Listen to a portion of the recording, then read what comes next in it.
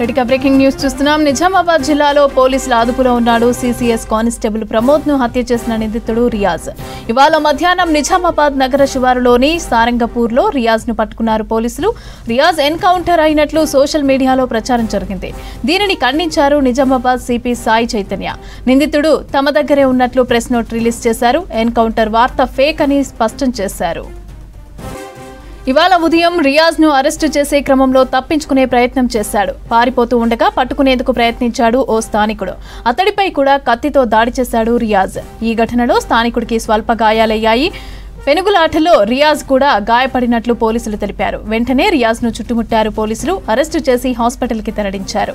ప్రస్తుతం పోలీసుల అదుపులోనే ఉన్నాడు నిందితుడు రియాజ్. నిజామాబాద్ జిల్లాలో పోలీసుల అదుపులో ఉన్నాడు సిసిఎస్ కానిస్టేబుల్ ప్రమోద్ ను హత్య చేసిన నిందితుడు రియాజ్. ఇవాళ మధ్యాహ్నం నిజామాబాద్ నగర శివారులోని సారంగపూర్ లో రియాజ్ ను పట్టుకున్నారు పోలీసులు. రియాజ్ ఎన్కౌంటర్ అయినట్లు సోషల్ మీడియాలో ప్రచారం జరిగింది. దీనిని ఖండించారు నిజామాబాద్ సిపి సాయి చైతన్య. నిందితుడు తమ దగ్గరే ఉన్నట్లు ప్రెస్ నోట్ రిలీజ్ చేశారు. ఎన్కౌంటర్ వార్త ఫేక్ అని స్పష్టం చేశారు. ఇక ఇవాళ ఉదయం రియాజ్ ను అరెస్టు చేసే క్రమంలో తప్పించుకునే ప్రయత్నం చేశాడు. పారిపోతూ ఉండగా పట్టుకునేందుకు ప్రయత్నించాడు ఓ స్థానికుడు. అతడిపై కూడా కత్తితో దాడి చేశాడు రియాజ్. ఈ ఘటనలో స్థానికుడికి స్వల్ప గాయాలయ్యాయి. పెనుగులాటలో రియాజ్ కూడా గాయపడినట్లు పోలీసులు తెలిపారు. వెంటనే రియాజ్ ను చుట్టుముట్టారు పోలీసులు. అరెస్టు చేసి హాస్పిటల్ కి తరలించారు.